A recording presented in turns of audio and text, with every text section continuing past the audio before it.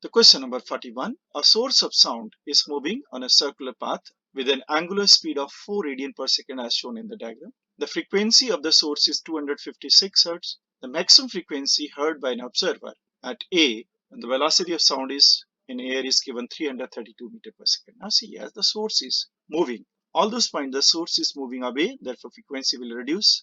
Now it is approaching will be maximum, and the maximum will be from the observer when it is tangent to.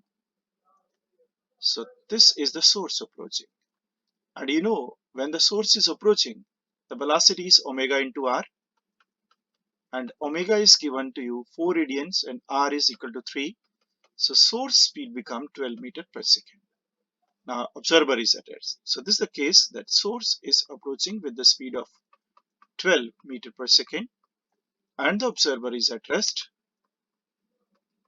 The source is emitting the frequency of 256 Hz and the sound will travel from here towards the observer, and Doppler effect, the apparent frequency is equal to real frequency, velocity of sound relative to the observer divided by velocity of sound relative to source in the same direction minus.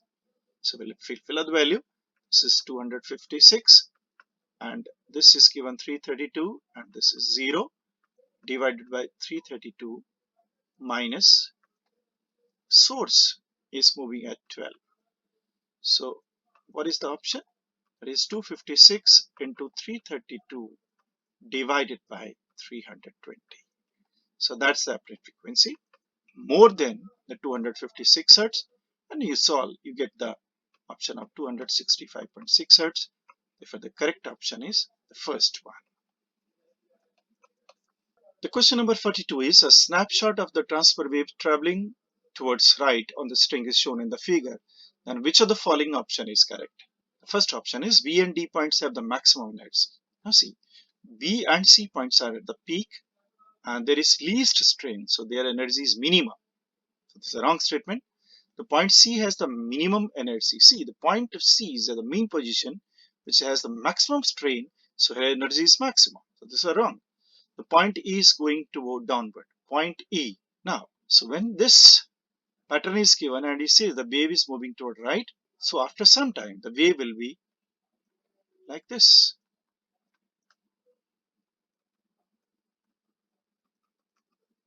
As it is progressing in the right direction. What happens to the point E? This point has gone down. So this option is correct option. Whereas the point A is also coming down, he says is going up. So the correct option is the option number 3. Now the question number 43 is that 3 waves of amplitude 10 mm, 4 mm and 7 mm arrives at a point with successive phase difference of pi by 2, the amplitude of the result. Now see, y is equal to a1 sine of omega t. And I say y2 is equal to, this is y1, this is a2 sine of omega t and leading with pi by 2. And likewise y3 is equal to third amplitude and sine of omega t plus pi by 2 plus pi by 2. These are 3 waves. And overlapping of these waves y1 plus y2 plus y3, we can use the phasor diagram. That means we'll plot as we reference, we take in this direction and this is the first wave representing as the shadow. This is 10 mm, the first amplitude, and the second has amplitude of 4 mm leading by 90 degree. So this is in this direction at 90 degree to this, and this amplitude is how much? 4 millimeter. And third is still 90 degree head to this, so that is we take a 90 clockwise direction, and the third is in this direction with amplitude of 7 mm. So by superposition law, we have to find the resultant of these 3. Now see, 10 and 7 are in the opposite direction. So directly like, not a vector, but like vectors. So this becomes 3 mm their resultant and 4 mm is in this direction. And 4 mm, 3 mm are at 90 degree. And you know, just like the vectors, what is the resultant amplitude? That is 3 square plus 4 square root. So it is 5 mm the resultant. So the correct option is option number 2. Okay, let's take the question number 44. The question is, under similar conditions of temperature and pressure, in which of the following cases the velocity of sound will be maximum? The first is hydrogen gas, second is helium gas, third is nitrogen, and last is carbon dioxide gas.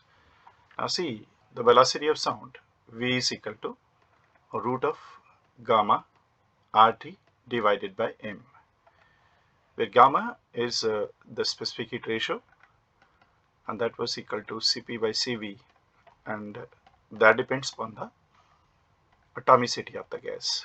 This is the degree of freedom. Now, whenever it is monatomic, so for monatomic this will be 5 by 3, and gamma for diatomic this will be 7 by 5. And out of these three, hydrogen, helium, and nitrogen, these are lighter gases, and carbon dioxide is a heavy gas. Therefore, the choice lies between hydrogen, helium, and look, this, the molar mass for hydrogen is 2, and for helium this is 4, whereas gamma for hydrogen is 7 by 5, and for helium it is 5 by 3. So no doubt, where the mass is less, the velocity of sound will be maximum.